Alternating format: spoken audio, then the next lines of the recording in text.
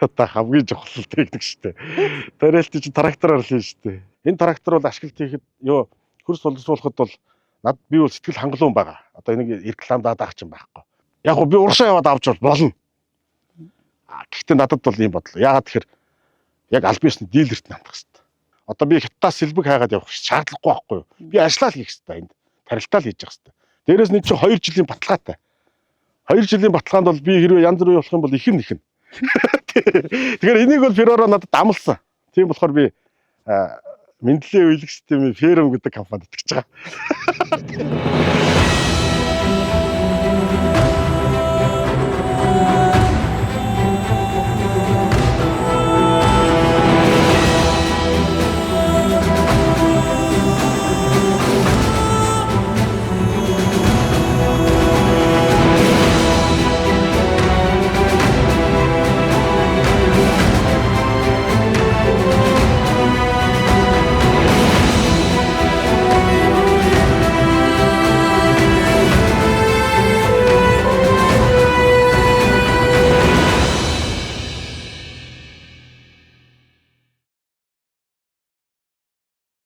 Одоо энэ бол Сэлэнгэ аймгийн Алтан булаг сумын Талын нуруу гэдэг газар.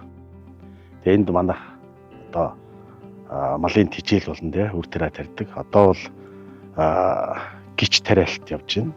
За ер нь бол хаврын тариалт бол одоо бид нар нөгөө юу тарин түүнийг хураана гэдэг тий. Тэрэн шиг одоо хаврын тариалтыг бид нар маш сайн ямбаа нягт тий хийж иж одоо намар үр дүнгийн хүртэнэ. Тийм болохоор хаврын тариалт бол ер нь тарих одоо тариалт хийхэд бол хамгийн чухал үе байхгүй.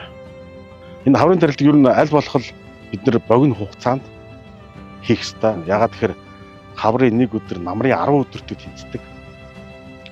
Тэгэхээр энэ богино хугацаанд явуулахын тулд техникийн хүчин чадал бол өндөр байж энэ ажлыг богино хугацаанд гүйцэтгэх ёстой.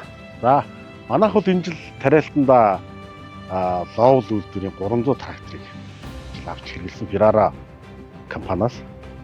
Тэгээд би яагаад энэ 300 одоо ингээд 300 тракторыг сонгосон бэ гэхээр хөрсийг аль болох те гүн боловсруулах шаардлагууд манайд байгаа. Яг одоохондоо бол нөөтил буюу одоо нөгөө тэг өрнөш чухал боловч одоогийн манай нөхцөлд бол бид нэр одоо хөрсийг бол боловсруулаад явахаас өөр арга зам бол байхгүй.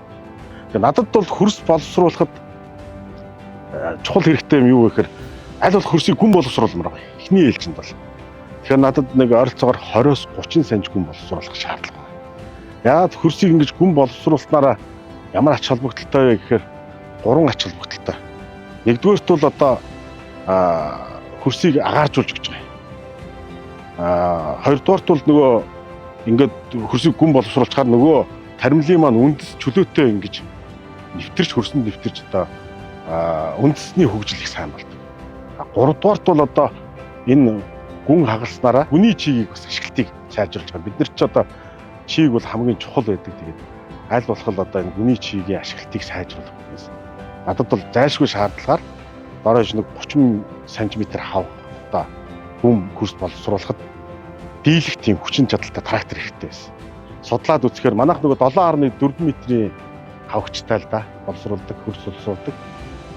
Тэгээ энийг маань ингээд судлаад үзэхээр нэг 260 морины хүчтэй трактор дийлэх юм бэл. Гэхдээ би энийг доор хаяж нэг 260-аас 40-оос 50 морины хүчтэй илүү ээжиж бид нар хөрс боловсруулалтыг одоо трактор нь эвдрэл багтаа гамтаа цаг хугацаа хэмнсэн байдлаар хийчих юм байна гэсэн үг байсан. Тийм шаардлага надад үүссэн байна.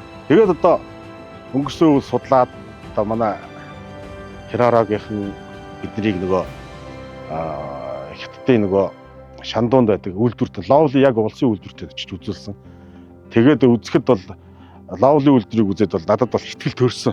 Тэгээд ирээд одоо Ferraro компанитайгаа яриа, оргилтойгоо яриа хийж бид нэр уулзаад за надад одоо яг энэ 300 HP морины хүчтэй 300 морины хүчтэй трактор хэрэгтэй байна. Та нарын яг энэ ловли үйлдвэрээс нь олоод өгөө. Ямар нэгэн аргаар л олоод гэсэн би. Тэгээд трактороо ашиглалтаа хийгээл явж байна. Энэ трактор бол ашиглалт хийхэд хөрс боловсруулахад бол би бол сэтгэл хангалуун байгаа. Одоо энийг рекламад даах юм байхгүй. Энэ лоулих бол ер нь арай л илүү юм. Энэ хүчин чадал тэгээд ажлын бүтээмж. Энэ өөрөө хагас автомат болохоор бүр ер нь хүнийг өнгөвчлсөн амар. Тэгээ ер нь манай занаа ер нь бүх юмдаа ер нь сайн газар өрсөндөө ч гэсэн сайн.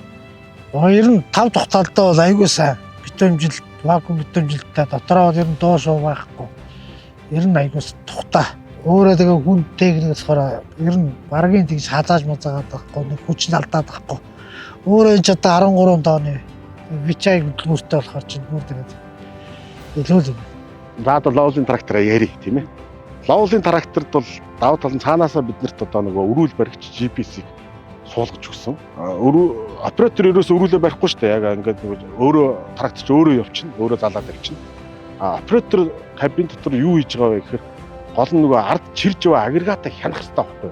Тэгэхээр чирж байгаа юмдаа хяналттай байж чадчих. Энэ бол одоо бүр хамгийн чухал. Дээрээс нь одоо хуучин бол өрүүл баригчгүй байхад давхардуулж захын давхардуулдаг байхгүй. Үрлэгэж болон өрсөлдөлтийг давхардуулахаар чинь нэг 20 санж ингээл давхардуулаад байх юм бол нөгөө талбайч богино хугацаанд гараас харахгүй одоо ажил нь хийгдэхгүй. Тэгэхээр энэ чинь нөгөө яг GPS-ээр мөргөж явж байгаа учраас нөгөө зайгийг чинь яг таг одоо ингээд гаргаад трактор бол илүү 20 санж ч юм уу 30 санж ингэж илүү нэмэлт ажил хийхгүй энүүгээр эдийн засгийн хэмнэлтийг бас давхар үзүүлчихэж байгаа. Хоёрдугаар лоулын 300 трактор дээр нэг том давуу тал. Юу гэхээр кабин нь евро 4 тийм ээ. Евро 4. Энэ нь болохоор маш сайн битүүмжлэлтэй.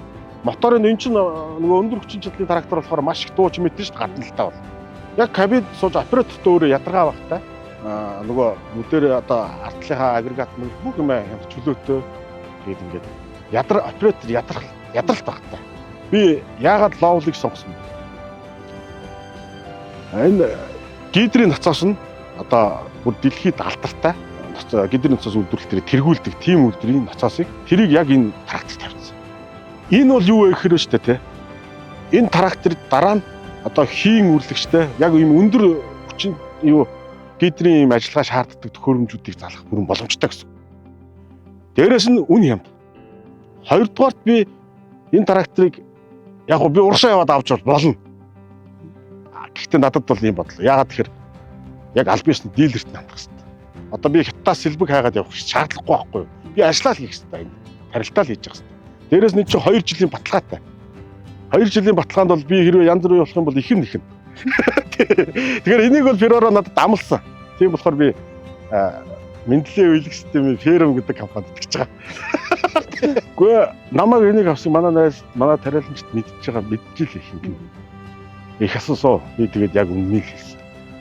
Та нар бол яг бодиттой албан ёсны дилерээс нь аваа.